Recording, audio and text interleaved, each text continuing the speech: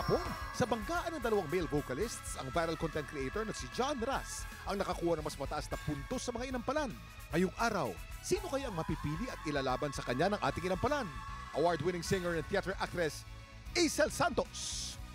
Concert stage performer and queendom diva, Jessica Villarubin. Multi-platinum artist and OPM hitmaker, Renz Verano. Tutukan ang pagpapatuloy ng kampiyon journey ni John dito sa Tanghala ng Kampiyon.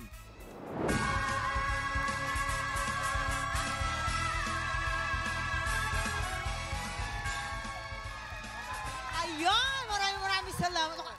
Ito na, excited ang mga kalahok natin today dahil makakasama natin bilang inampalan ang Achiever Diva ng international stage, Aisel Santos! Hoy! Wow! Karangalan! Isang malaking karangalan. Yes, totoo yan.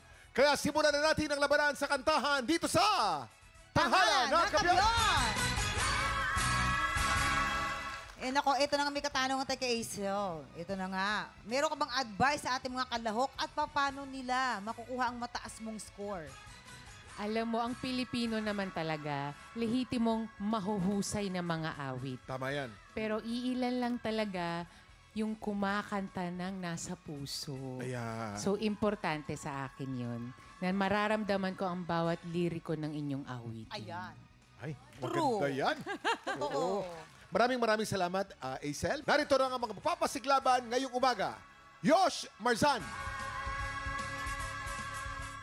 At Danny Enoch. Silang sasabak sa Unang Bagan! Hindi naman lahat ng mga chubby, hindi naman lahat ng malalaki is hindi na presentable tignan. Nung nalaman ko po na naging ganun yung kultura pagdating po sa music, medyo nalungkot po ako. Nasa amin naman kung paano kami magdamit, paano namin upoproject yung sarili namin, and most especially po kung paano kami kumanta. Naging stepping stone ko siya na next time, kung yun talaga yung quality na hinahanap, kailangan nating tapatan since yun yung trabaho natin bilang performer. Hi mga kapuso, I'm Yosh Marzan, 21 years old from Pasig City. Yosh Marzan! Hi, welcome back, Yosh. Welcome back, Yosh. Welcome back, Yosh. Ayos na Andito ayos ka tayo dyan, sa second floor, Yosh. Ayan, ito. Ito na ang ating mga inampalan. Ano kaya ang kanilang masasabi sa iyong performance? Alam mo, bagay na bagay siya sa boses mo. Gusto ko yung simula mo, yung control ng voice mo.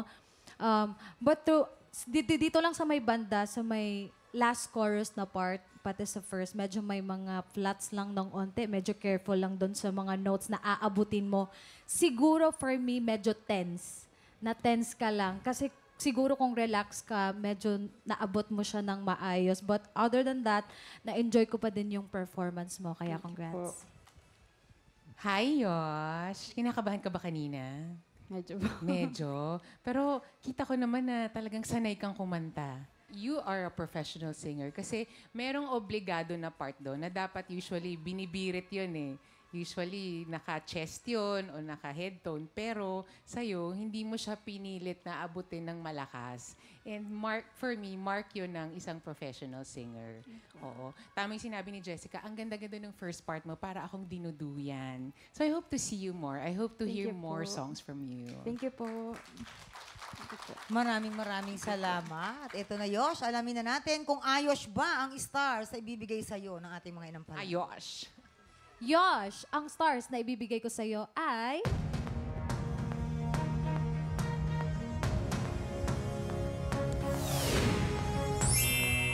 Three stars. Yosh, ang iyong mga stars ay...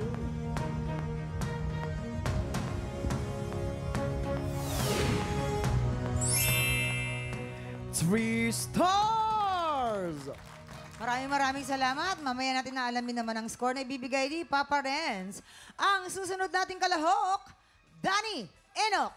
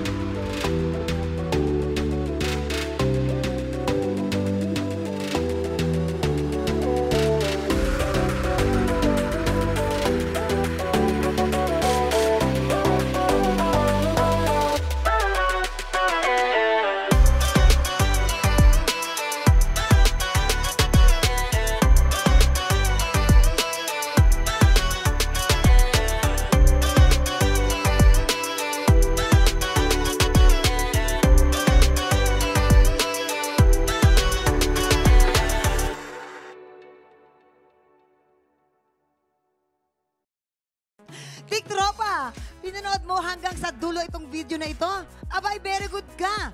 For more happy time, watch more TikTok Lock videos on our official social media pages and subscribe to GMA Network official YouTube channel.